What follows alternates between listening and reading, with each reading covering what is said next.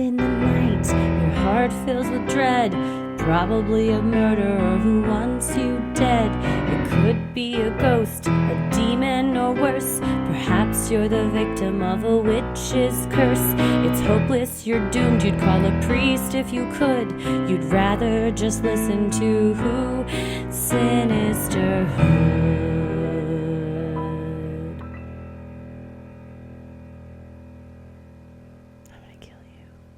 Hello and welcome to Freaky Friday, where we tell your odd but true stories. Today is Friday, July 21st, and we're so happy to be coming to you. We're somewhere between New York and Washington, D.C., because we have a show tomorrow night at July 22nd in Washington, D.C., and we're very excited. It's almost sold out. It might be sold out by the time you hear this. It might be, and if not, then, I assume every president that's ever been is going to show up. So yes. It's going to look like Disneyland, the Hall of Presidents. They're all just in the back like, we love Sinisterhood. Well, joke's on them because I'm not allowing most of them in. Obama's allowed. There's a couple that you got beef with. That might be it. It might be Obama only. And family. And family. Oh, yeah. Well, Michelle she's always on the list, Speaking of our lists. But yeah, we will have, it's one of those, we're recording this in advance so that there's no interruption in content for you all. But thinking now we're going to have quite a trip ahead of us. So we're going to be driving through New York, Philly, Baltimore, on down to Washington. So there's lots of stops that we're going to be seeing. It's always fascinating to me to be up in that part of the country because in Texas, we could drive the same amount of hours and still be in Texas. So the fact that you go through like multiple states in a matter of like hours is very different for us. Right. It's impressive to drive 2 hours and be from New York to Philly or from Philly to Baltimore. So, depending on traffic, whereas here we leave Dallas and we could still be in the woods in Texas 2 hours later or 6 hours later, depending on what direction. So you're right. But the freakiness is hopefully not going to be on display on our trip. I imagine it'll be a, stopping to go to the bathroom road trip, standard road trip, as it were. Something freaky usually always happens. So that's true. Something will probably happen along the way. And it usually happens because we'll see something on the side of the road and go, pull over, let's go do that. And that's where it comes from. That's where it comes from. But that is also where all the fun stories at the live shows come from. So if you haven't got your tickets yet, sinisterhood.com/live shows. And we hope to see you there. And then we've got another leg of shows about a month after these. So if you can't catch this round, check out to see where we're going to be next. Columbus. We're going to be in, Detroit, Michigan on August 15th, Columbus, Ohio, August 16th, and Pittsburgh, Pennsylvania, August 17th. So like Christy said, sinisterhood.com/live shows and see where we're at and where we're going to be at. And I've never been to Pittsburgh. I'm stoked. And you know what? It kind of ties in distance-wise to what is where we're going to be, Pittsburgh, what we're going to be talking about at the end of today's episode. Yes, we do have a special guest that joined us for this Freaky Friday.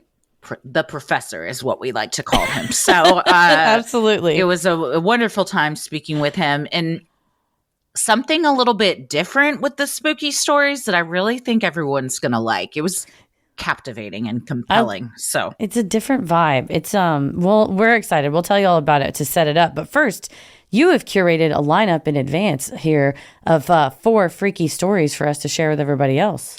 Yeah. The first 2, I'm just going to be honest, they're pretty heavy hitters, and we'll just do a generic content warning for domestic violence and abuse.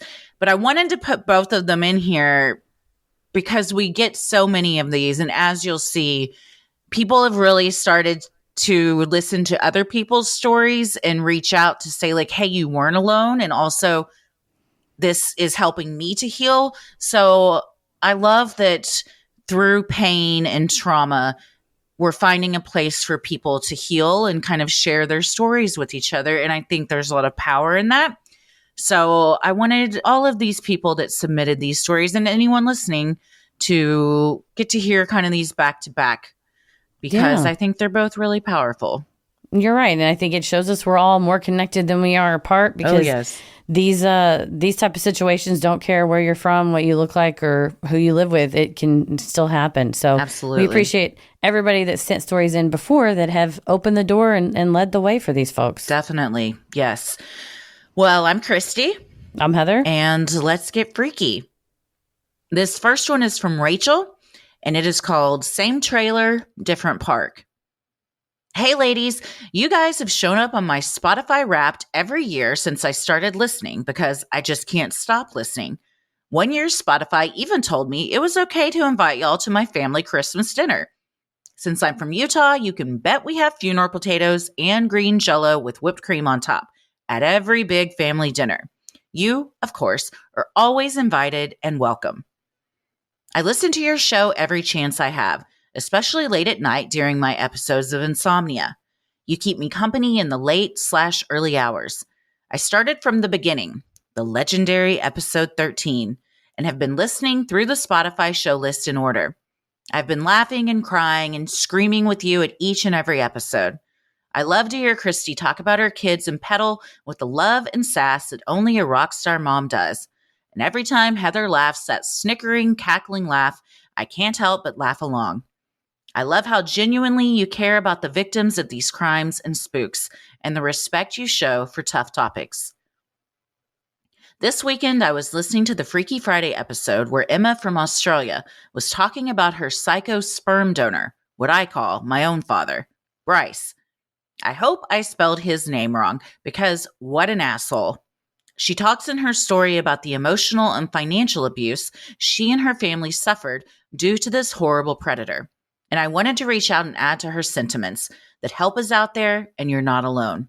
Leave that bastard, take your kids, and let him suffer, ladies, or dudes if you're in an abusive relationship with a woman/partner. Abuse affects all kinds. I also agree with her that this counts as a brush with true crime. Because y'all, my mom could have been Susan Powell. So here's a brief rundown of my story. My dad was married and divorced once before he met my mom. No kids from that marriage that we know of. Thank God for those kids that never were. My parents met and married quickly after finding each other in a religious group while in college in Colorado. My mother was forced to quit college early as my dad demanded more and more of her emotional and physical attention, and she either had to drop out or be failed out. After they got married, we lived in every shitty apartment in town and in every unfinished basement of every friend and relative my parents had. My mom separated from my dad for a time, moving out here to Utah where her parents were located, a toddler-aged me in tow. She should have stayed with them. Unfortunately, my mother is a classic victim of abuse and left and returned to my father multiple times before breaking free of him for good. We finally all ended up in Utah after my dad learned he could make more money in Utah than Colorado. It didn't work out for him, though. My mother tells truly horrific stories of having to work the welfare system, buying a fruit tray with food stamps and then returning it for store credit to afford diapers. My father could never hold down a job for long and left our little household in financial crisis more often than not. So my mom decided to get her CNA certification and head to nursing school to support us. Around the time I was 6, I made a friend with a little boy in our church congregation, and we became fast friends. My dad was at home while my mom was at work and school. This asshole, I kid you not, started having an affair with my best friend's mom and used our friendship as a tool to get together more often without seeming suspicious. As the oldest child of the mixed group of kids, I had to grow up fast, basically raising them while my dad and this woman did everything but watch us. In the midst of this, my mother got pregnant with my absolute favorite person, my little brother. I doted on him so lovingly that my mother often had to tell me, he already has a mom. And even though we're 7 years apart, we are super duper close. Anyway, their affair lasted 4 agonizing years before my mother confronted my father about the situation. I shit you not. He told her that this other woman was the love of his life and that he wanted both this other woman and my mom to be in his life. Translation, he cheated on my mom and asked her to be a polygamist with him and my best friend's mom. I'm now an adult and I still can't even fathom what kind of douchebag my father really was. Who in their right mind would ask this? Hey, I know I've been sleeping with this other woman in our bed and making our 9-year-old daughter babysit 6 kids while we fuck, but I don't want to lose you. So let's be polygamists? OMG, barf in my mouth every time I think about it. My mom had finally had enough. A few days later, just as I was finishing out my 4th grade school year, we got in my grandpa's car with only the clothes we were wearing and moved into their basement. My brother was still just a baby, and I was barely old enough to understand what was going on. To make matters even worse, this other woman became pregnant. I was often told that this new baby was the child he'd been waiting for all his life, and was even forced to give up my own Christmas presents multiple years in a row for this baby and its siblings, since my father cared more about them having presents than me and my brother. As a caring person, he took advantage of my desire to do something good and loving for others, and revealed my gifts to me, ruining Santa forever, and out of the 10 or 12, told me I could keep 2. This is only a percentage of the horrors he brought about in our family. Worst of all, in a paternity test demanded by this other woman's husband for his divorce case, it was revealed that this baby that took priority over me and my brother wasn't even my father's kid. Even more devastating, my best friend went into mental health crisis at 10 years old and never really recovered. I have watched with a breaking heart as he has lost more and more of himself on social media until I stopped hearing from him at all. I hope he's found peace and is living away from his mom and her chaotic drama. And because cheaters cheat, and it's only fun when it's a secret, my dad and this other woman weren't together long after their respective divorces before they became bitter enemies, often accusing each other of cheating and unable to trust each other. As I grew up, I would look back ever so often and realize what had really been going on. My father had coerced my mother into a physical relationship before she was ready and held that over her head, making her feel like she had to marry him since no other man would want her anymore. He had many affairs throughout their marriage, often leaving her at home with no heat, no food, and an infant baby me to fend for herself without a phone or any neighbors she could rely on. He often verbally and emotionally abused my mother and would do anything mean to her except strike her. After she left Colorado the first time, he hooked up with his ex-wife, not even missing a beat while my mom was gone. When we came back, he pretended like nothing had happened. And once we moved permanently to Utah, he got into Tupperware, Melaleuca, Creative Memories scrapbooking, and any other MLM mommy group he could to meet other moms that he could prey on. And pray he did. Looking back, I realize now why I didn't have many friends growing up. My father is 1,000% a pedophile, and if I had a kid that had me as a friend and met my dad even once, I would never allow my child to play with me. Sad for me, but good for those moms and dads who kept their children far, far away from him. My little brother escaped the traumas of losing a father as a young child, but suffered the effects of not having a father as a teenager and young adult. I, on the other hand, have had to have years and years of therapy and restructuring of how I thought things were.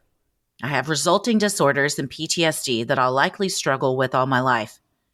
In the neighborhood where everything happened, there are still people from our church congregation that say it was my fault that my dad cheated on my mom. I've gotten over it since then, but the scars left from the years that I believed them will never go away.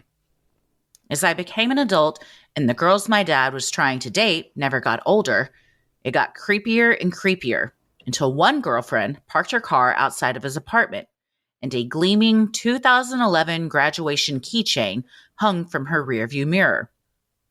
Horrifically, she was parked right next to me, where a similar keychain showing 2012 hung from my mirror. It's disgusting to think that someone my age was in a relationship with my father, and that the relationship was most likely just as predatory as we're all thinking it was. There is so much more to this that is just as horrifying, but for now, this will suffice to show my solidarity.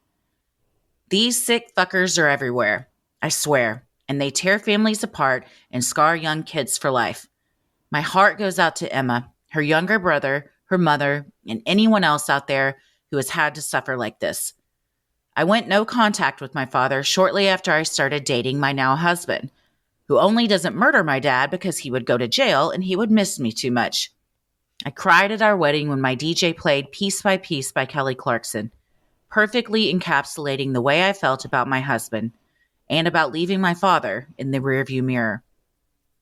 Despite everything she suffered, my mother is literally a majestic, magical unicorn that spreads love, sunshine, and rainbows wherever she goes. She is everyone's mom, everyone's friend, and continues to believe that there is good in everyone. She forgives easily, loves freely, and welcomes all to her island of misfit toys. She has her master's degree in nursing and spreads her love of teaching others as a nurse at a local hospital. She is also a listener of your show, and we often talk about how lucky we are that we aren't another homicide-suicide headline to be talked about on a true crime podcast. We're happy to just be listeners. Thanks so much for all you do. Love you lots. Someday I'll get the announcement for a live show near me in time to actually get tickets. Keep it creepy, Rachel. Rachel, thank you for writing in, and thank you to your mom, who's also a listener, for letting you share this story and how it affected you both. It's having worked with people that have been abused before, well, both of us in different capacities. The traditional trope that is, you see on TV or whatever, it often is physical abuse. But things like this of control of finances, control of emotions, infidelity that's, basically you're forced to accept it. All of that is also very abusive and often, leads to health problems. And just because it's still just as insidious, I think, as physical abuse in some ways. And in some ways more, because like she said, the scars from the emotional damage that these people did to her, those will always be there. And kudos to you for going through the therapy and work you need to do to get to where you are today, because that is no easy feat. It's very hard to confront all of those years of trauma that no kid should ever, ever, ever have to go through. No kid should have to be treated like this, be worried their dad is going to try and sleep with their friends' moms or their friends. I mean, it's disgusting. People like that should not be allowed to have kids. I'm glad that out of him came you, Rachel, because you seem like a light in the dark that's taken so much hurt and turned it into a way to help others. And you've just done so much work on yourself too. And that's very admirable. It's very commendable. And to hear Rachel describe her mom, she's a nurse. She's, got her master's in nursing now and teaches. And when you nurses are already, it's a very caring profession, but it's such an emotionally draining profession too, because it does require, you genuinely do care about all your patients. Yeah. But to still have that capacity to love and care and serve and teach is just a testament to how resilient Rachel's mom's soul is, that you still having gone through all of that you went through, that you still have it in you, not just to survive, but to go out and help people and try to thrive people and thrive and help other people thrive and get other, because you feel that. I feel like Paris, I was talking to Paris and he's just like, I like to spread positivity. Like I feel like so blessed. I like to spread it to other people. And what you don't realize is when you do that, then other people, they feel blessed and then they start spreading it. It sounds cheesy, but when you just feel like happy and joyful and this, it's not everything's happy, but at least like almost grateful for life. Like I'm grateful I'm here. I worked hard to be here as a teacher, having my master's degree and to spread that to other people. It's a beautiful thing. And it's a hard thing to have had to go through on the front end though. While caring for 2 children and keeping them safe as well. Right. So thank you so much, Rachel and Emma, for, y'all's stories inspired one another. And, I imagine that this is going to inspire lots of other people. And I also would like to say, DM us your address, because next time we're there, we'll definitely stop by for a family dinner. I'll take some funeral potatoes any day of the week. Come on, give me some of that Jell-O. Mm-hmm. Thank you for the invite. I'll be there. I love a nice home cooked meal, especially when it's like good, like gathering food, Hearty. Yeah, it's like a hearty. Yeah, we need a family dinner. Yes. A Utah family dinner. I'll eat that. I'll be there. Mm-hmm. Sinisterhood will be right back.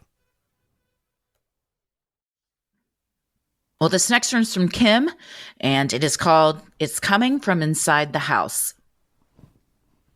Hi, ladies. I'm a relatively new listener. My partner would listen to your episodes while cooking, and I kept getting invested, and now I'm always beating her to the newest episodes. We were also at your sold-out LA show. So excited to be a part of Sinisterhood history. Despite the creepy and sometimes heavy topics, you two are such a comfort listen for me. Before I begin my story, I want to provide a trigger warning for domestic abuse, but it comes with a happy ending. This is my brush with true crime story of what it was like to grow up in an abusive home, the abridged version. I won't get into specific detail because I know firsthand how triggering it can be, but I grew up in a physically, verbally, and emotionally abusive home. It wasn't until my late 20s, after years of therapy, I had the language to help describe and understand what I'd been through and how it still affects me today. I wish I could say only one of my parents were the perpetrators, but I drew the lucky straw of having both of them be my first, but only, bullies. As a child, I knew the way my father treated my mom was not okay, and I was always scared for her and tried to protect her. But then they'd make up and I'd become the problem for picking a side. My parents convinced me I was a bad person. When I made friends at school or work, I'd be afraid of them meeting my parents and learning that I was a bad person. Thank you, therapy, for changing that. The story I want to share is one that still haunts me. It was when my dad learned my mom was seeing someone. I was about 18 or 19 and had gotten frantic calls from my family. I was able to gather that my dad found out and had somehow learned where the man my mom was seeing worked and showed up there to threaten him to stay away with a gun. Then he had shown up at my mom's place of employment to do the same thing. Thankfully, he couldn't get to her because the facility is secured and only accessible to employees. He fled before they could call the cops. The calls I received were because my mom was truly terrified he would kill her. I rushed home to meet my mom, and we ran on foot as far as we could from the house. But then my mom said she had to go back. She couldn't leave my youngest brother with him. He was around 5 at the time. So we went back. My dad had made it near impossible to get back into the house. He had nailed the front door shut and changed the code to the garage opener. But I was a teenager who snuck out, so I knew how to get in from my bedroom window. And of course, he was waiting for us. The rest of the night was the scariest night of my life. My mom, broken by her terror, had become despondent, and the older of my 2 brothers and I stood in the way of our dad so he couldn't touch her. Around 6 a.m., I was finally able to get away and call 911, but my mother refused help and to press charges, so they left, and my dad kicked me out for helping her. Over time, things went back to being as normal as they can be, but I lived with this fear of being too far away and not being able to be there in the event this happened again. Even though I know my mom's cruelty and anger stems from her own pain, I knew I couldn't be around them anymore if I ever wanted to truly heal and have a life of my own. So I stayed away as much as possible, but not too far, just in case. Fast forward to now in my 30s. My mom left my dad and lives with her boyfriend in a home they bought, but she hasn't changed much, and my dad makes a habit of trying to still control her in any way he can. I've gone no contact with both of them, and it's thanks to years of therapy, the kindness of medical professionals, the love of my found family, and committing to the hard work of healing. I have found safety and happiness I never thought possible. On top of going no contact, I put a large amount of physical distance between us by moving across the country to California to start fresh, which has always been a big dream of mine. My partner and I have built the happy and safe home I've always wanted. No matter how bad the day, I know when I walk through the door, the heaviness will become so much lighter and that there will be laughter, love, and 4 adorable fur babies to welcome me home. The hold my parents' opinion had of me has greatly loosened. Thanks to my therapist, whenever I forget, I remind myself that I am compassionate, creative, and wonderful. I wanted to share my story as a way to let others know that you can heal from some truly dark experiences and find joy. So many domestic abuse victims are out there feeling like they're fighting alone, and I know what that's like. The work isn't easy, but it's not impossible. So please don't give up. Know that this stranger loves you and is cheering you on. I realize this is pretty heavy stuff, so no hard feelings whatsoever if this doesn't get read on the show. Thank you for taking the time to read my story, period. All my love, Kim. P.S. I don't have any evidence to share, but I will attach pictures of our adorable fur babies. Oh, Kim. And they are very sweet doggies and kitties. I showed them all to Ella, and she goes, I want that one. And I said, these are not for They're not adoption. for adoption. These belong to someone else. But also, the evidence is your word. Oh, certainly. Yeah, that is your evidence. You don't need pictures of what you went through for us to believe you, certainly, because, again, no child should ever, ever, ever have to endure this, and not just from one parent, but two. And clearly your mother was very much a victim. But like you said, for you to emotionally heal, you got to get away from both of them, and you can't heal somebody else. That's your mother's journey. And you and your brothers should never have been put in a situation where you felt like you had to protect one of your parents. That's not the job of a kid. No, and that's such a heavy and huge job of a kid because, and especially thinking, okay, well, I see an injustice here. Let me stand up for the person I think is right. And then to be punished later for taking a side is just such a, punished by the very person you were trying to protect. And you, I think, because you're obviously have done so much therapy and working on yourself, that you are able to see this was from her own trauma and pain, but that still doesn't make it okay. It might make it a little more digestible as far as like being able to heal yourself, but regardless of what an adult is going through, that's not something they need to put on their kid. And they, even though your abusive husband is saying, well, clearly she's the problem, for those same words to come out of the very parent you were trying to protect is just, it's something that is really hard for me to ever forgive, I guess, from another. I mean, and, I'm not the one that needs to forgive this person, so that doesn't matter. But all that to say, the work you've also done, just like Rachel in therapy, just from reading how you write about this now, is so evident that you have both come so far in your journeys of healing.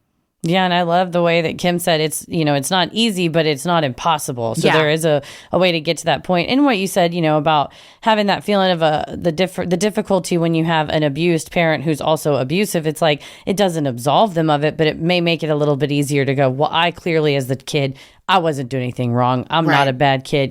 They were all doing these things for their own shit. And to get past that, and the beautiful image I have of, this safe and warm and happy home that, you can be welcomed home when you come in, and you may have had a bad day, and, your partner may have had a bad day, but that y'all can say, we're leaving all that behind because here it's safe and you can be who you are and express what you want to express and not have fear of having somebody turn on you. So it's a beautiful thing that you guys have built together. And like Christy said, good on y'all, both Kim and Rachel, for doing that work and continuing to do it. Cause it's not, you never get to a place and say, okay, well now I'm done. Right. I mean, it's just always, it's like the reason why you meditate every day. It's the reason why you keep, some go people go to therapy pray, all the time. Whatever it is you do. Exactly. Cause it's not something that we don't wash, we don't clean our dishes once and go, well, the dishes are clean. It's like, we're going to eat on them. They're going to get dirty. Shit's going to come up. You will clean them again. And it's just, and knowing that you're willing to put that work in because when it is all nice and cozy, it's all worth it. So, and to the point of,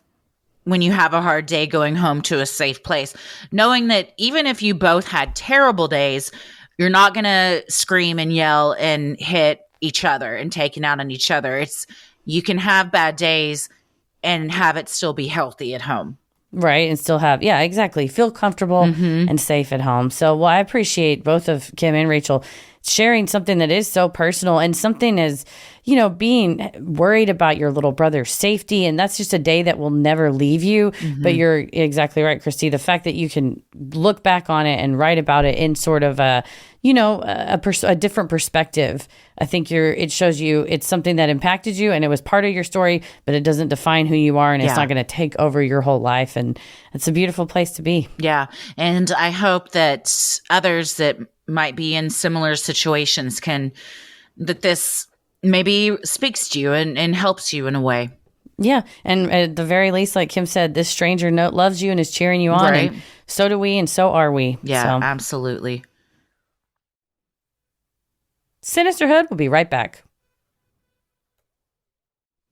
All right. Well, this next one is from Jen, and we're switching gears here away from brushes with true crime and more into the paranormal, although there is some possible crime in this one.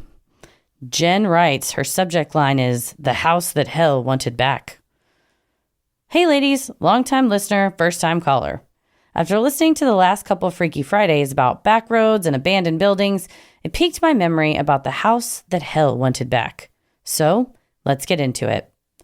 To start, I live up in Canada, southern Alberta to be specific. One summer, over a decade ago, I was in a neighboring city about 2 hours from home visiting my sister. We got bored one day, and she asked me if I wanted to go check out this old house that her hubby was obsessed with and was joking about buying. So I agreed, like an idiot. They had already gone to see it once before, and my sister kept talking about how it felt super creepy and how it was absolutely haunted. Famous last words for this chicken shit. For context, this house was on the side of a coulee, steep hill, surrounded on all sides and concealed by brush, smack dab in the middle of the city. It had been vacant for God only knows how long, and had been listed for sale for years already, though no one had ever put in an offer. Not even for the land. Red flag number 1. The property had an older house, garage, and a couple of sheds/outbuildings. Nothing too special, though the property itself had its own postal code, zip code, and it was the only place in the whole city with that specific postal code. Creepy, but kind of neat, I suppose. There was supposed to be only one access point, which was a rusty old gate on a steep, windy road that was padlocked. The sign on the gate said 521 Hill Road in these creepy, rusty, old numbers that looked oddly bloody on first glance. Red flag number 2. And cue the intense music. So, to access this property without going through the gate that looked like it hadn't been touched in years, you'd have to go down to the bottom of the hill, park on a dead-end street, and hoof it up to a set of rickety wood stairs to the back of the property. If I wasn't freaked out already, I sure was now. How the hell did I get convinced into doing all this? When we parked, I had a pit in my stomach. And when we were halfway up the stairs, my gut and brain were screaming, "Turn around!" But like idiots, we kept going. When we got up the stairs to the property, it was eerily quiet and chilly, which was odd considering it was 34 degrees Celsius, mid-90s in Fahrenheit, and the middle of the summer, and right next to a busy road and just up from another busy area. Everything was in absolute disarray, and you could tell that the property had been vandalized a time or two. My sister decided we'd head into the house first and check it out, and I reluctantly agreed. I can't even describe how it felt to be in there. It was dark, it was creepy, and it just felt really off. Like there was a dark presence there, and it didn't want us to be there. Some odd features of the house? Well, for starters, the layout was super strange and confusing, almost like you were meant to get turned around constantly. It had prison bars inside the dining room leading out to the living room, and the fridge poked halfway into the living room. It also had an alligator pit. Seriously, an alligator pit in southern Alberta. What the fuck? The whole place was just super eerie and felt wrong. I was freaked out completely, and after a few minutes, even my sister was like, "All right, I've had enough. Should we go?" I don't know how to explain it, but the whole property just gave off really sinister vibes. And I think we both freaked ourselves out enough, so we booked it out of the house and ran down those stairs back to the car. I was never happier to get back to the car and get the hell away from that place. Both my sister and I agreed that the place felt evil and that we'd never step foot on that property again. Once we got back to her place, she showed me the photos that they had taken when they were there a week prior, and I almost died. I can confirm that they aren't edited either, as I saw the originals and checked to make sure there was no fuckery. In an odd turn of events, shortly thereafter, the house completely burned down. The official cause was never determined as far as I know. It was probably arson, though I remain convinced that hell wanted its house back, and I tell everyone as much. In the ensuing years, the other buildings have burned down at various times, mostly due to suspected vandalism or arson. But the old rusty gate on the hill still remains and gives me chills every time I have to drive by it. And yes, my brother-in-law still talks about how he should have bought it when he had the chance. I've attached some photos from the week prior when my sister and her hubby went to the Hill House, as well as a newspaper archive link about the original house fire shortly after we were there.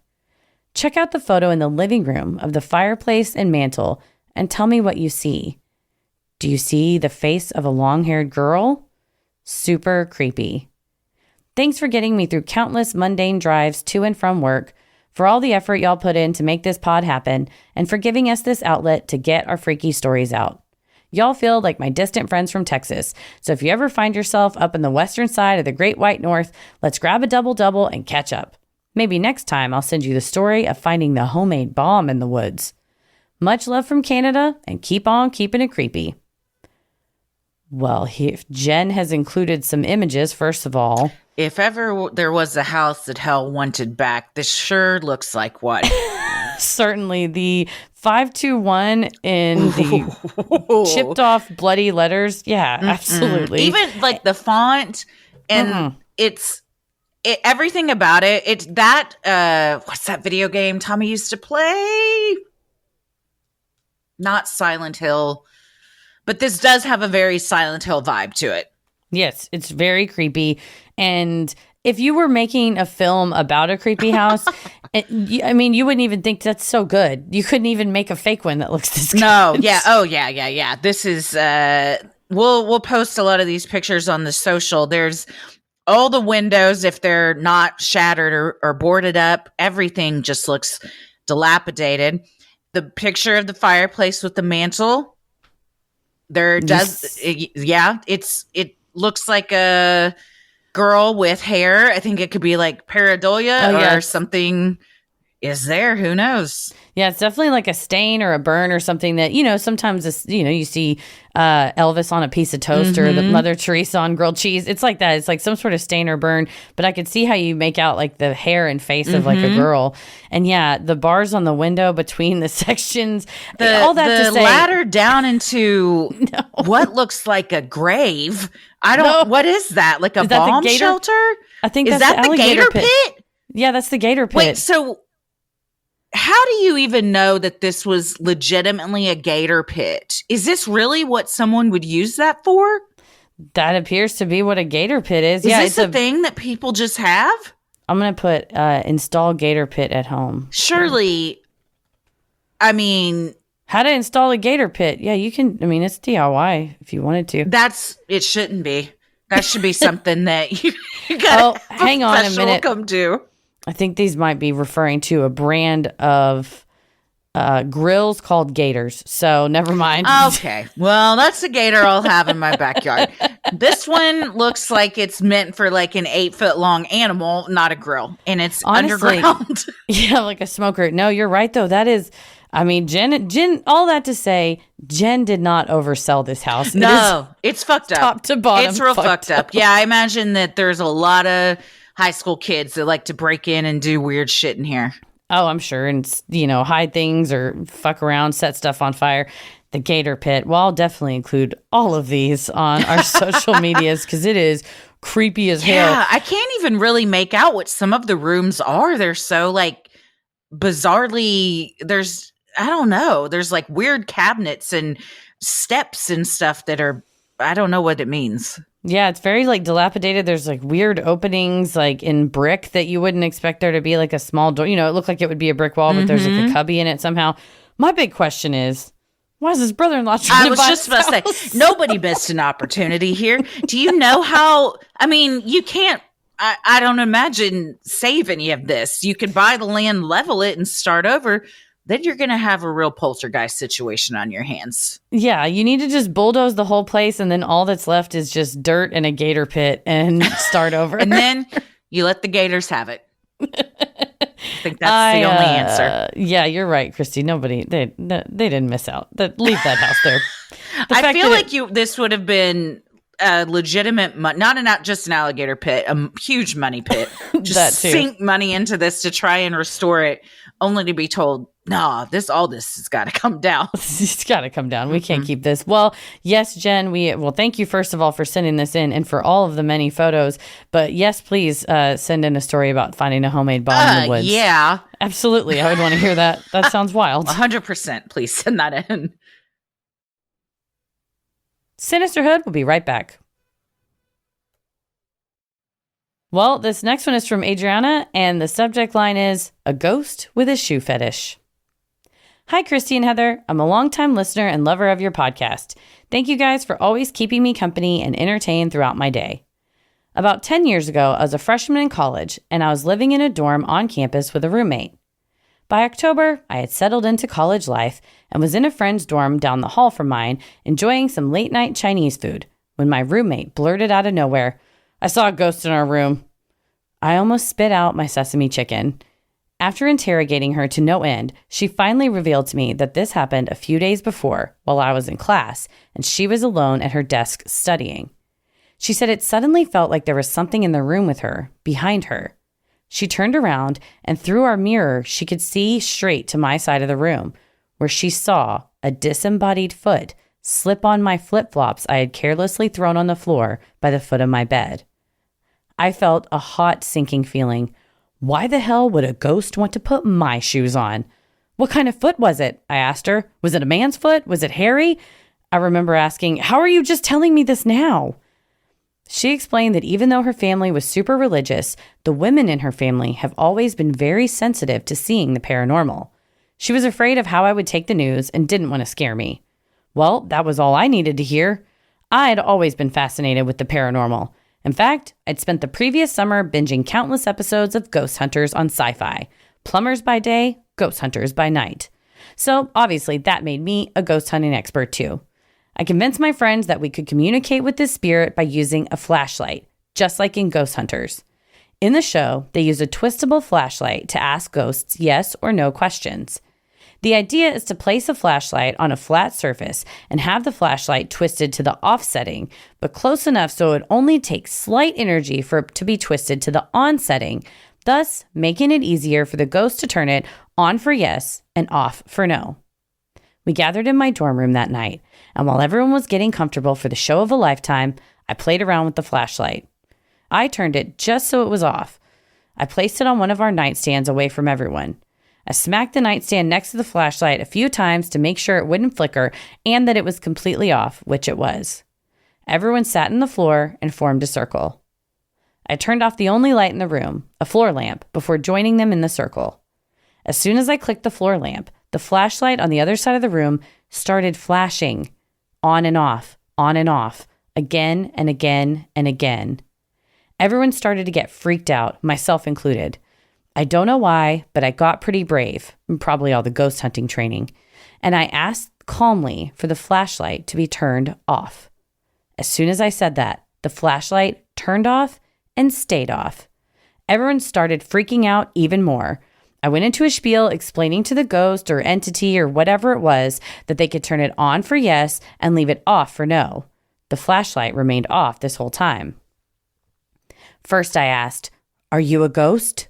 As soon as I asked this, the flashlight turned on. And when I say turned on, I mean it turned on and stayed on. It never flickered. Everyone in the room was screaming at this point. After some time, we were able to calm down slightly. I asked for it to please turn the flashlight off. And sure enough, it turned off. I couldn't believe it. I was actually communicating with the ghost. So many questions I wanted to ask swirled in my head. However, I landed on asking, "Did you put your foot in my shoe?" The flashlight immediately turned on and stayed on as if to say a very strong yes. Everyone jumped about 10 feet in the air and ran out of the room screaming. My roommate and I stood there with our mouths hanging wide open with the flashlight still on. Safe to say we did not sleep that night or any night for the next few days. We lived there our whole freshman year and never experienced anything out of the ordinary. My roommate and I agreed that we felt it was a benevolent ghost that just really liked shoes. I would always leave a pair of shoes out for our shoe-loving ghost, alternating from boots to heels to sneakers and everything in between. I bet that ghost would have loved Heather's Margaritaville Crocs. Keep it creepy. Love, Adriana. I love that Adriana was like, I'm going to give variety. You might not always want a flip-flop. It's not always summer. Sometimes you need a boot. Sometimes you need a heel. Maybe you're going out to the club. For sure. It's like generous, the most generous, creative way to deal with this of like, it's a ghost. Yes, it put my shoes on, but it doesn't seem whack. And so like, it doesn't seem like it's going to get us. And so also if I have 10 pairs of shoes or 5 pairs of shoes or even 2, there's always at least one you're not using. And what a generous thing to be like, I'll leave it out for you, buddy. Here, there you go. I love this. This is very something I would have done in college or younger or still. Honestly. And, we kind of had a similar incident recently on the live Q&A Heather and I did. I just want to really take a minute and say, Adriana, I know exactly how you feel when you feel that the person that you shared your life with, that you loved and trusted, that you thought that you could rely on them to be honest with you and tell you when ghoulish things happen, they just spring on you that, I don't know, maybe I saw a ghost or the Fresno Nightcrawler in the backyard and you were there and I didn't even say anything. Yes, that happened. If you all did not catch the July, or was I don't even know which Q&A was, the July Q&A last week or this week, you can watch the replay on Patreon. Someone asked what our Freaky Friday stories were, and Christy begun to share and was like, anyway, also in the backyard. I was like, what? And I had not heard this. And it was a similar thing where she just blurted out and was like, I think I saw a ghost while we were hanging out outside at my house. Some things have been happening around the house. Tommy says he didn't feel it, or he goes, I thought our last house was weirder than this one. I go, what happened at our last house you didn't tell me about? And he's like, nothing. I never like saw anything. It was just older, so it just had a weirder feeling. I was like, okay. I mean, I guess. But yes, I said the other day, I feel like something's going on. And you were like, yeah, there's an oppressive feeling in the podcast studio. But then we determined it's just because Heather doesn't like my Jack Nicholson bookends. It's not even that I don't. It's not even that I don't like them because you're entitled to your taste. It's that I'm terrified of them. They're and Tommy's, I think that, to be fair. that Tommy's entitled to his taste. I'm terrified because they're about the size of the corn skulls. They are. And they're Jack Nicholson's like face from The Shining. It's and the his classic mouth is axe through the bathroom door face. Here's Johnny. Yeah, it's a here's Johnny face. But his teeth look like they could bite if he started to move. And I'm just nervous about an ankle situation. You know what I think it is? I think I figured out. It's the color of them. Oh, they're just like white. And I think if it was like the color of, him, like a painted human, that it would hit different.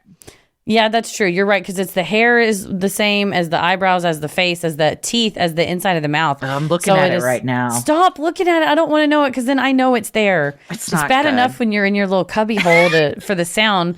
But the fact that I know it's there, sometimes I'm just falling asleep at night and I know it's there. Not even over there. They were a present from George, so okay. Well, that makes him a little bit more. Take it up with George.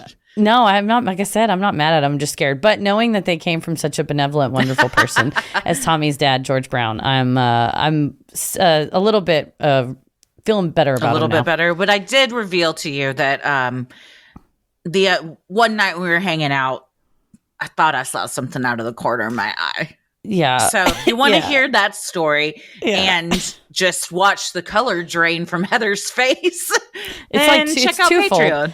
I was like, was I in danger? But also, I could have seen it too. It was so fast, and I don't think I really saw anything. I think it was just light and reflections. That can be everything that I've experienced can be explained away.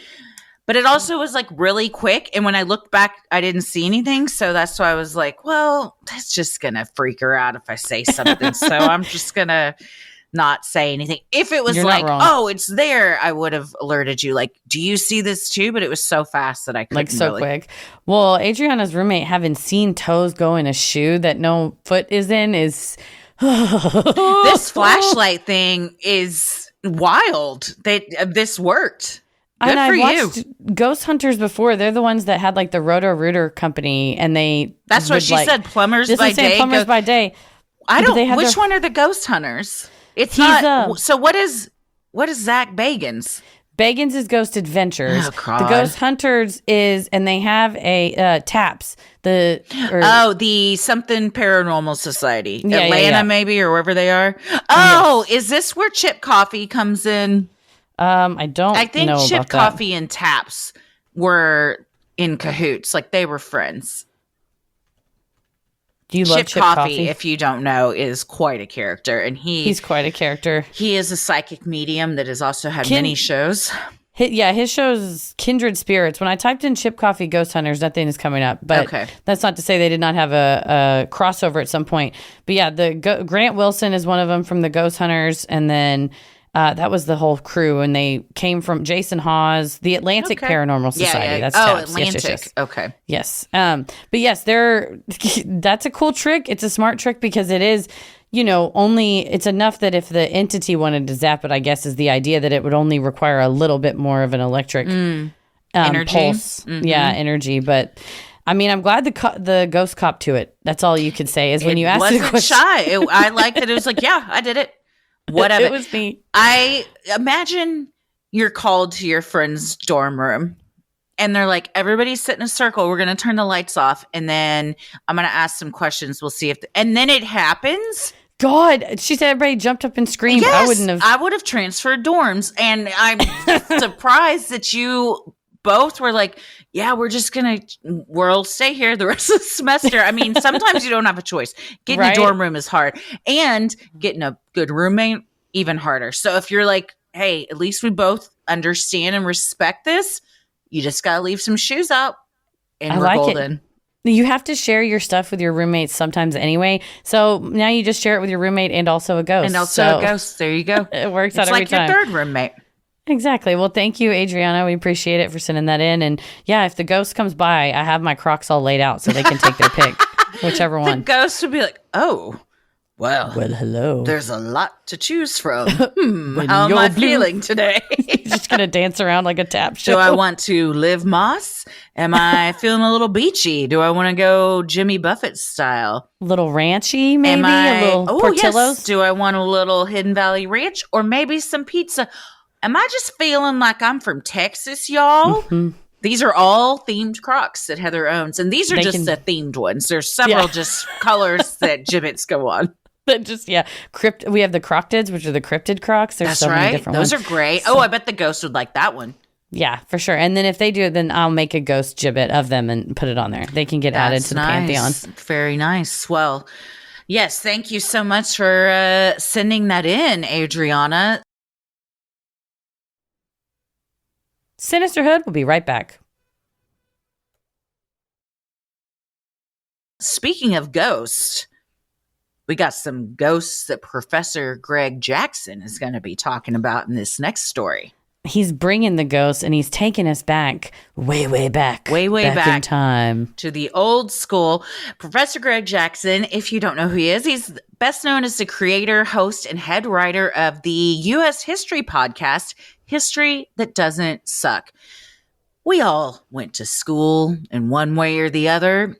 Some of us liked history. Others, myself included, don't remember much of it because our teachers didn't teach it in a way, that was like fun and relatable and understandable. The professor does. That's right. We keep calling him the professor. Full disclosure, he was like, you can call me Greg. But he's actually no, we'd like to call you the professor. I was like, I prefer the formalities. But for real, he is actually a legitimate actual professor. Oh, he is. Absolutely. So, yes. So, but we're very happy to have him on the show. There's nothing we all make little gaffes and snafus here and there, myself included. And I did it just directly in front of the professor. So you'll hear me trying to lean into that to which I had to quietly correct you. And you were like, what was that? And I was like, oh no, that's not true. Yeah. It's fantastic. Keep an ear out for that, Jem. It's great. But he does come on and share us a story about Gettysburg. And I'm excited because it's in the style of the History That Doesn't Suck podcast, which I had listened to a few of their episodes, and just in general, if I'm like, what did happen at that battle or what did, like, I'm not going to remember stuff like that, even though I liked history. And I feel like the history teachers I had would get excited about it, but it's also just so much and so much date memorization. And, especially with standardized tests, I was like, oh, I can't really bother with the story part, but it is so much richer when it is the story. So we're talking about Abe Lincoln and Gettysburg, not Abe Lincoln specifically, talking about Gettysburg. We do talk about Abe Lincoln quite a bit, yes, because Heather can't hold herself back if Abe gets mentioned. I never stop, but also I really appreciated the professors, because obviously he's coming at it from a academic perspective, from researched. I mean, his show is extremely researched and footnoted and fact checked and site checked and all that. And to come to us when we're like, you got any spooky ghost stories? But to say like their history kind of is a ghost, and we get into talking about the gravity of sacred places and how it's important that we don't just bulldoze and put an apartment complex on something, but respect what had happened there and maintain it for other generations to go and bear witness and spend time there. So I'm really glad we got to talk about the macabre, but through this academic lens with the professor. And like we say in this, there's nothing spookier or freakier than the crimes man commits against each other. Right, exactly. Humans are probably the scariest monster of all. And also, he's a hell of a lot of fun to talk to. I would imagine he's a fantastic professor and just a great storyteller, and just he's on tour right now, which we were both like, we want to go because it's his show sounds incredible. It's like 100. I mean, it's going to be like 100 minutes. He talks about it. It's wild. It's fantastic. The planning that would take is so impressive. So he was a joy to talk to, and his storytelling and writing was excellent. So I think that everyone's really going to enjoy this. And then go subscribe. Well, hello, everyone. Class is in session. Today, we are joined with Professor Greg Jackson from History That Doesn't Suck. So at least we know class won't suck. Welcome, Professor. Thank you. Welcome, Professor. And can we call you just Professor throughout this now? Did Heather set that up? I mean, Greg is fine, but you are welcome to just Professor this. Greg Jackson. Yes. I want to call you the professor. The professor. Yeah, it's like Gilligan Ireland. Yeah. You're the professor. I'm definitely Gilligan. Oh, I'm super. Who can I be? You can be the skipper. Marianne. I'll be Marianne. Marianne. You're good, Marianne. Is she the redhead? That's Ginger. You want to be Ginger? That is Marianne? Ginger. I want to be Ginger. Oh, I mean, come on. Ginger, the redhead. Come on. That's true. The She was names, like they're right there. That's true. That's right. Yeah, it was right there. But I definitely am Gilligan, just without the hat. Well, welcome, Professor.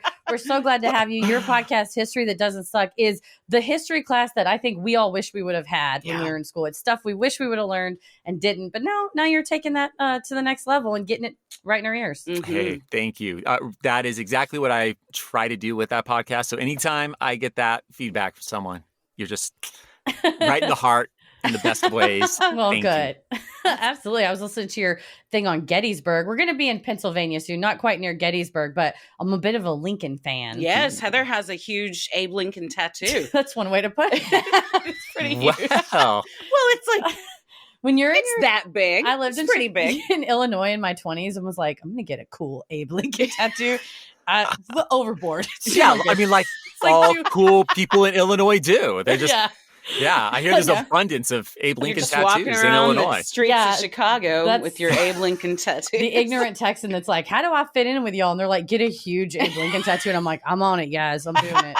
And here we are. So hey, I love it. I'm a big Abe Lincoln fan myself. Oh, there you go. There you go. Yes. I love it. How did you get into all of this and the podcast and everything? Man, into the podcast as opposed to history, because those are or history first, and then I guess that transitioned. The short version, history is the one subject that I really just loved as a kid. I was actually not really into school when I was a teenager, and history was the one subject I showed up to actually excited and enjoying. So I knew that if there was a way to make a career out of history, That was wanted to me, do but it. with theater arts, and look at me Look now. at that. So, Nice. You hear And me. writing. You get it. Yeah. Yes, you find what you love early on, and that kind of sticks with you. As much as you get veered to another direction, you're like, I'm always going to come back to this. I'm always going to come back to history. Yes. So don't ask me to do calculus. I'm worthless in, Same. the hard sciences, but the humanities, history.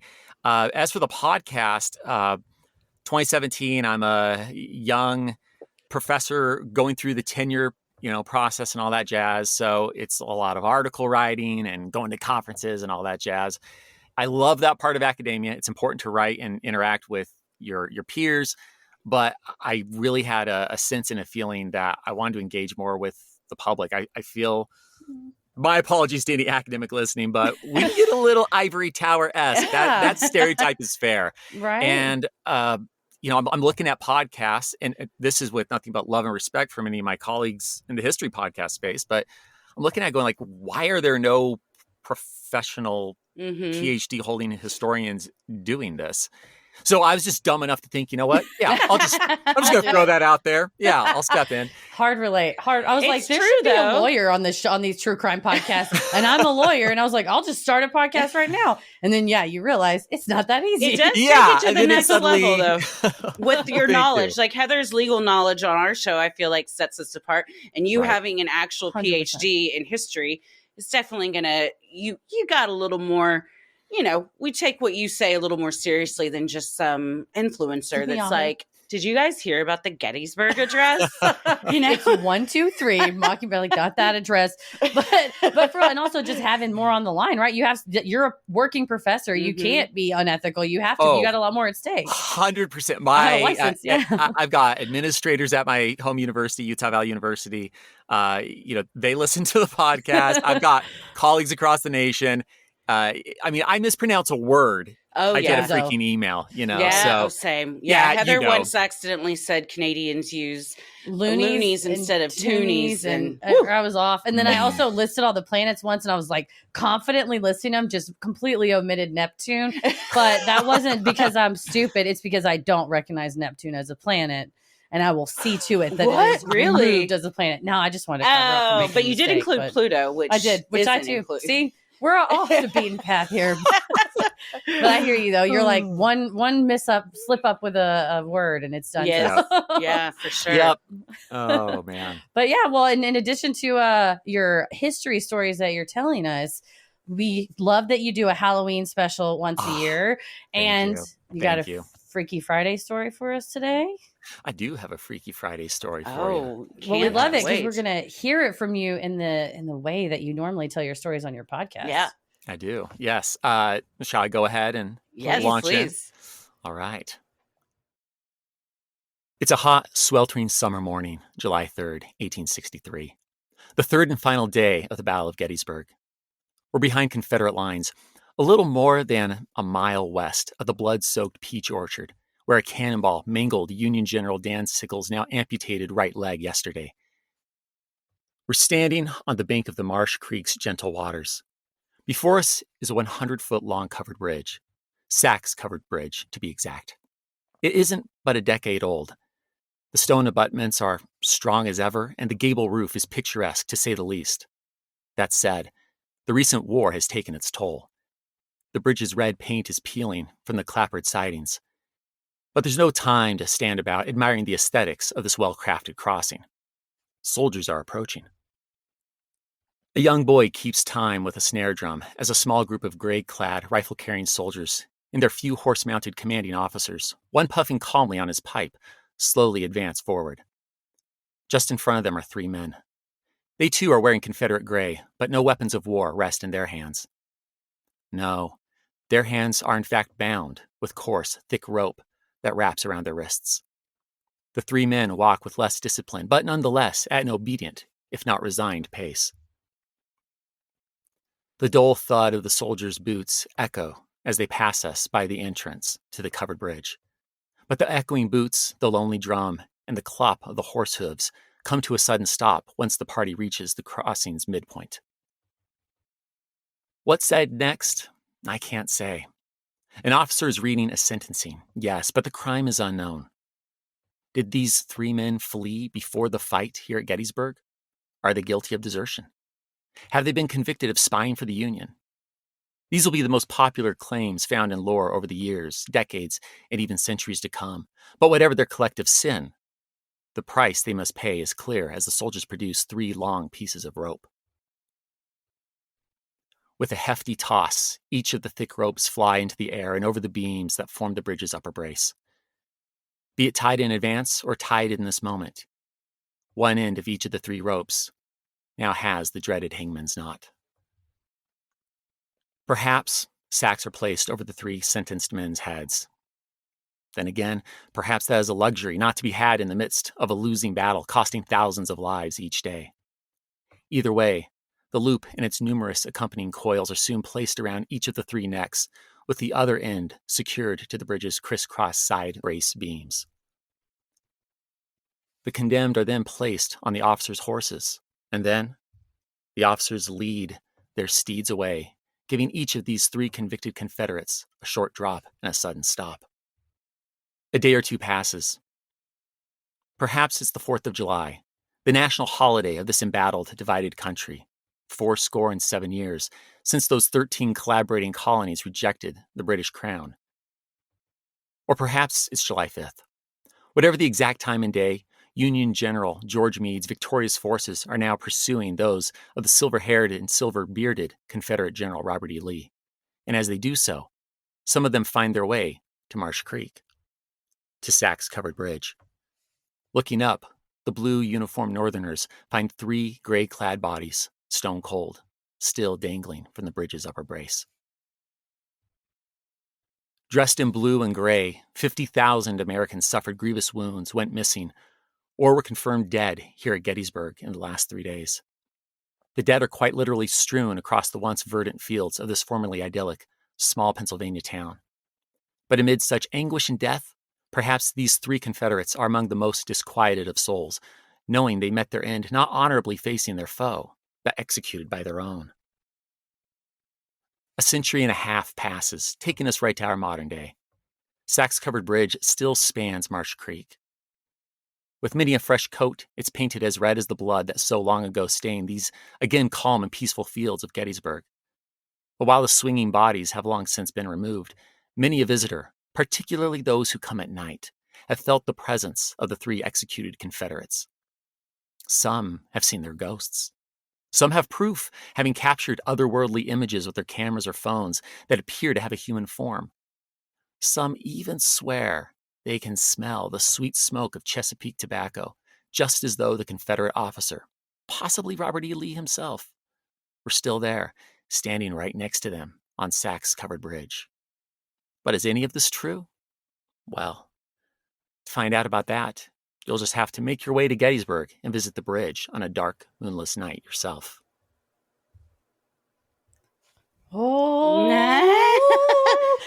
This is Happy 4th of July, everybody. No joke. This is what I love about your show is that not only is it informative, but you write it like historical fiction. Like yes. Manhunt is one of my favorite books about the search for John Wilkes Booth.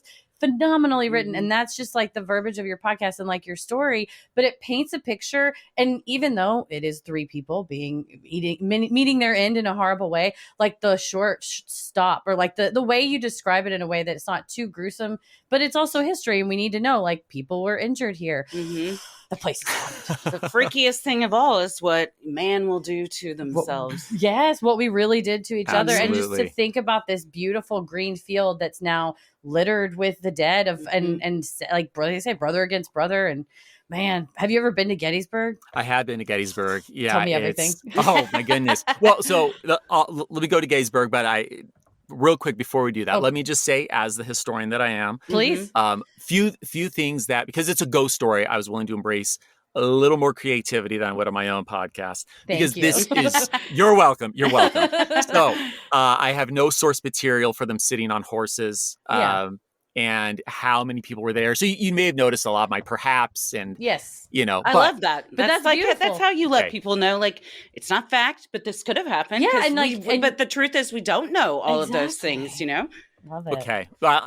Thank you. I'm glad you enjoyed that. But No, again, no. just me being me. I have to Yes. I love it. You're you know, like, I got to make sure they it's know gotta that be this noted, wasn't yes. Add a recorded footnote. Add a history. footnote. Exactly. Oh, you don't even want to know how many footnotes are on the scripts I write for my podcast. It's I have problems. But to Gettysburg,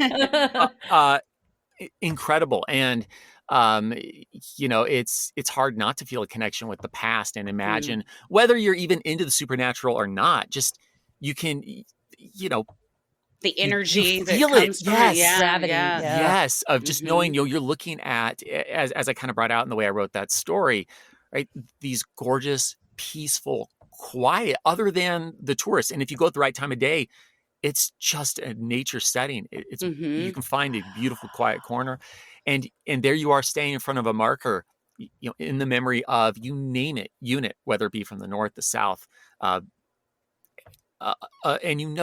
that scores of men died right there, right where you're standing. That all the peace you're feeling is completely contradictory to what this place was like, in It's hallowed ground. 1863. Yeah. Oh, 100%.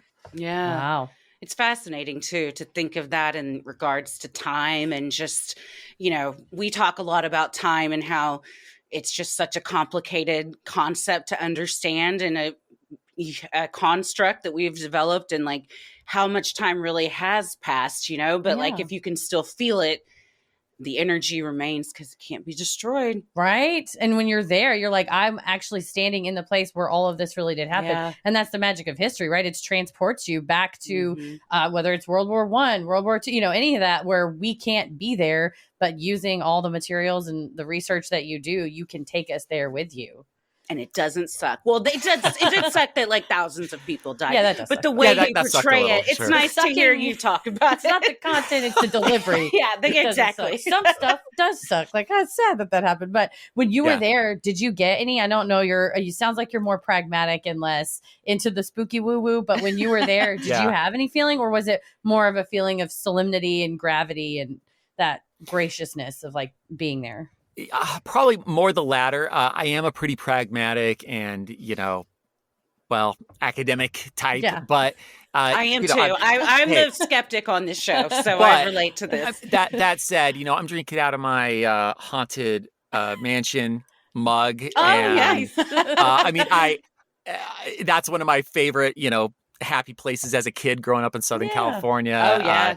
I love Halloween. There's a reason I've got the Halloween special in there. So, pragmatic as I am, I could also freak myself out watching a scary movie, as I'll do by myself in the dark, because I'm twisted like that. So I very much enjoy it, and it's a very thin line, I think, even for many very rational people, because we are designed, we're built to feel emotions, to connect, and that does transcend generations, and so, there's a magic there, regardless of, even for those who are like, oh, I don't believe in any of that. Yeah. No, for sure. Well, as far as Gettysburg, we know that's one of the most famous places that in the paranormal world, people talk about, oh, it's haunted. And there's all the barracks, anything around there. There's been images taken, anything like that. Have there been any other historical places you've visited or you've talked about on your show that kind of have that rumor about it, and that you were able to go like, I understand the energy here. It might not be ghosts, but it's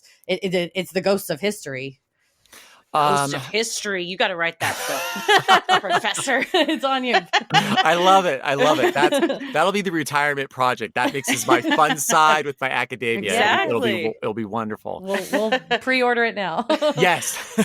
Being out in the West,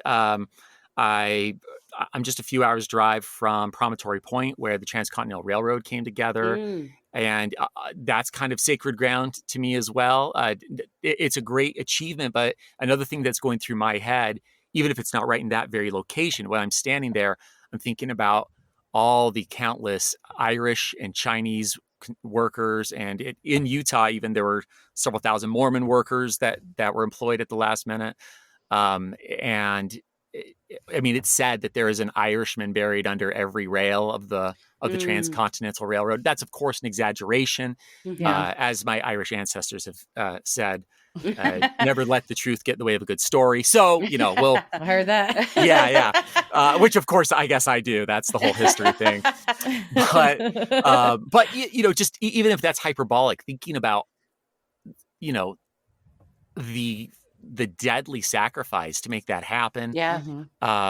The Pony Express route here as well has a little bit of that vibe to it. Not that there were so many deaths, but just when you see these structures, and this is, I guess if I could connect back to Gettysburg for 1 second, or even the Transcontinental Railroad, National Park Services protects a lot of these locations. Yeah. And I know everyone thinks their thing is super important, so I'll caveat it, but oh my goodness, I'm so grateful for the NPS. Yeah. And preserving it so that we can go these places, and it's still, in as much as it's possible, right? It looks like it did Preserved. when that moment happened. It's been preserved.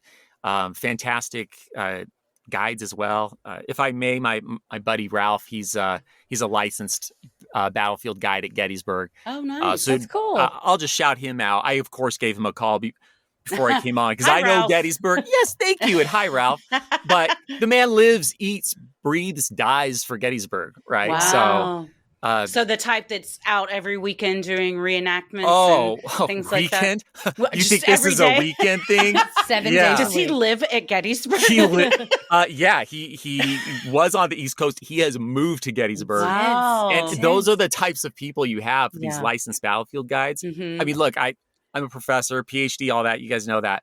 I am more than glad to humbly submit as the student when I go to NPS sites, because these people have given their lives to this one location. Yeah, You national know, parks it's- workers are valuable Mhm. because Yes. it's that depth of knowledge in a very narrow thing that Yeah. we have to have that, because we all do want to wander into this place and do so respectfully, Yeah. and having that guide there is and so to pass that valuable. information down, because if it doesn't, then at It's some gone. point everyone that knows about it themselves is gone. So Right.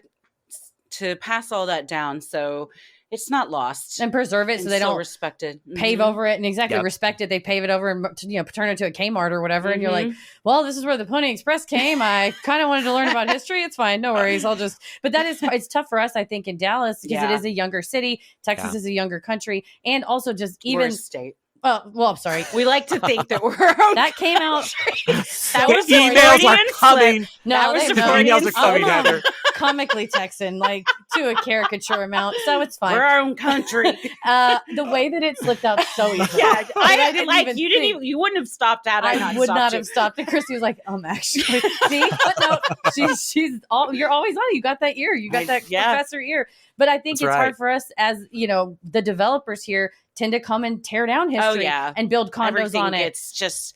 I mean, even Bulldozed. like homes from 20 years ago get bulldozed for the newest biggest thing to come up. So Yeah. other than JFK, we And, don't like, have a right. lot that we've preserved around here. If it's not preserved by the state parks department or the Mhm. National Park Service, it's it will get run down. And you do see, I think there's now more, and maybe podcasts like yours really help that, where we listen to history, not just, oh yeah, wah, wah, wah, wah, wah, wah, wah, because you got to get a grade for it, but diving into it as a story and being interested and being acknowledge what we've done so that we're not doomed to repeat it in the future. Mhm. We'll maybe be like, hey, wait, let's not just burn everything down and start over all the time and just pretend it never happened. You know what? One of the many rewarding things I get interacting with fans is are those emails where they say, I never even realized this is 15 minutes from my house, and I just Mhm. listened to this Love it. episode on fill in the blank, wherever it is. Like the Brooklyn Bridge, for instance. I did a whole episode on that, and yeah, I've heard from a few New Yorkers like, oh my gosh, I just always saw that as that old bridge that's there. I had no idea Right? the blood, sweat, tears, and death involved Yes. and what a scientific marvel it was to even Right.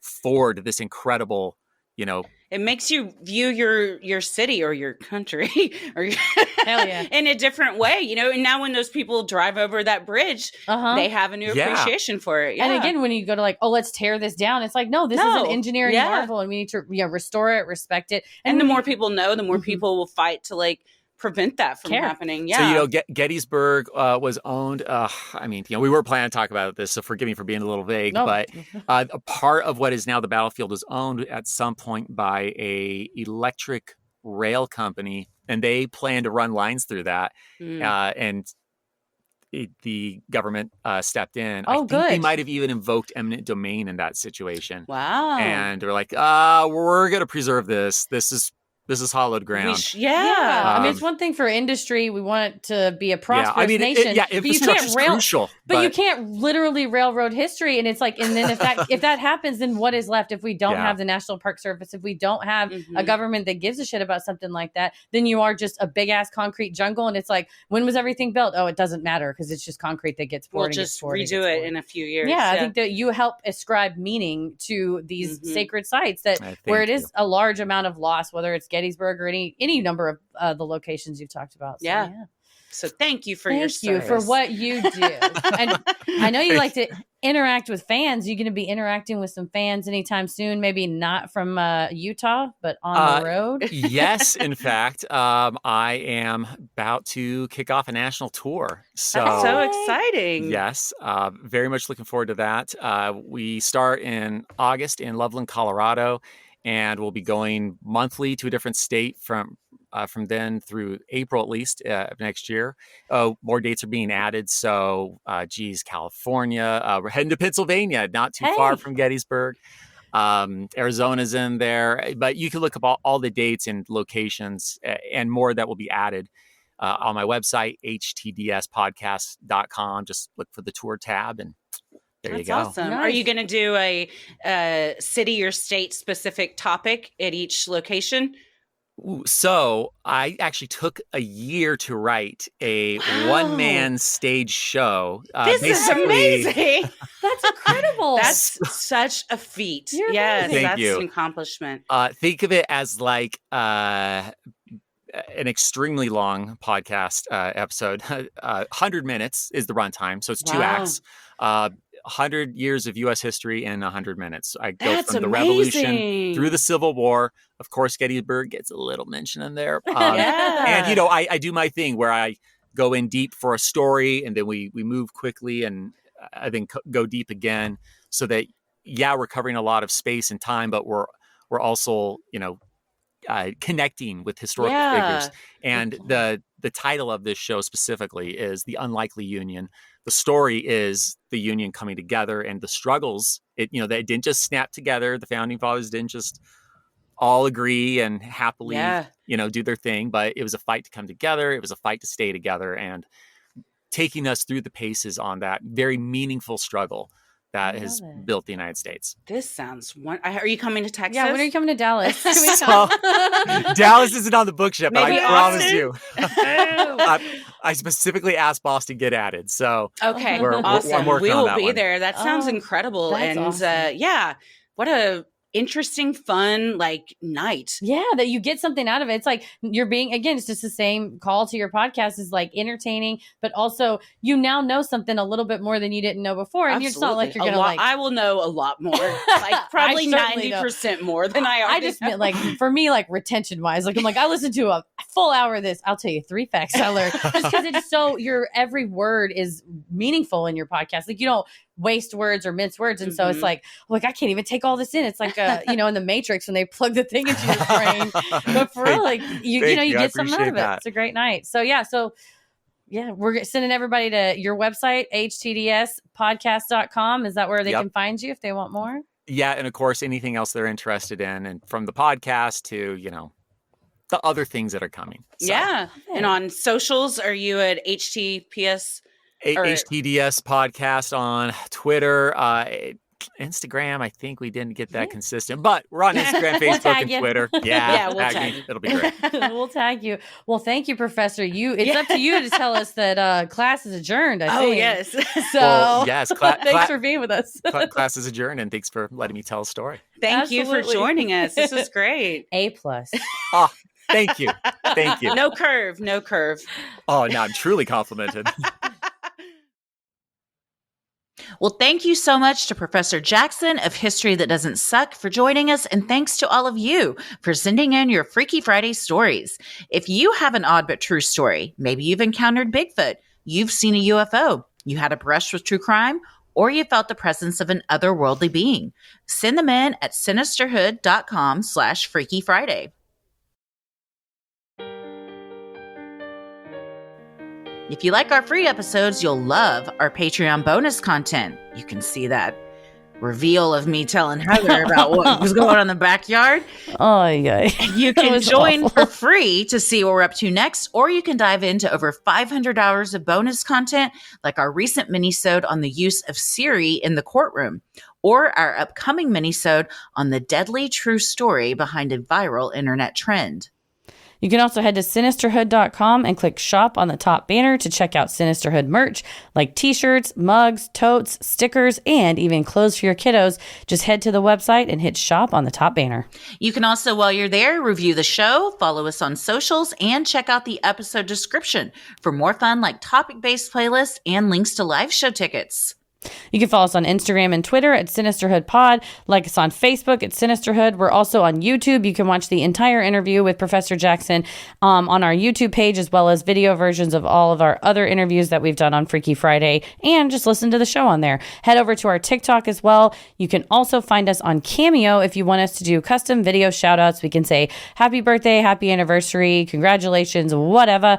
Go to cameo.com and let us deliver your message. It's one of our favorite things to do. They're always so fun, and really go to the TikTok because Paris is doing some great things and they're funny. It's fun whenever we on the air joke about making a hologram of a president, and then Paris takes the clip and is like, here's a hologram of a president. And we're like, oh, cool. Thanks. Okay, thank you. We were just riffing, but thanks for making it real.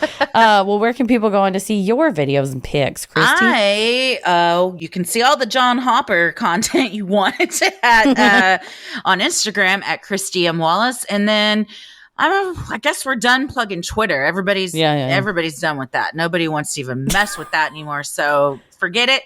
And then TikTok is Christy or GTFO. I'm on everything at Heather versus the World, pretty much. TikTok, Instagram, Threads, whatevs. I'll be there. Oh, Threads, whatevs. That's what they should That's start what saying. we say now. It's like pretty cool. I'm just kidding. I need to check it out. I got to go to Threads. Got to get on it. And then it's like I'll tell you what that is. I feel like it's like a nicer, more wheels off Twitter. Like it's wacky in a fun, nice way and not like Tumblr. a hateful way. Yeah, it's sort of like shorter versions of Tumblr, but also, yeah, like but your parents might be on there too. It's kind of wholesome. I don't know. I just feel like it's been relatively inclusive and inoffensive so far. So I'm hoping it stays that way. Let's hope. Well, as always, the devil rules the airwaves. Keep it creepy.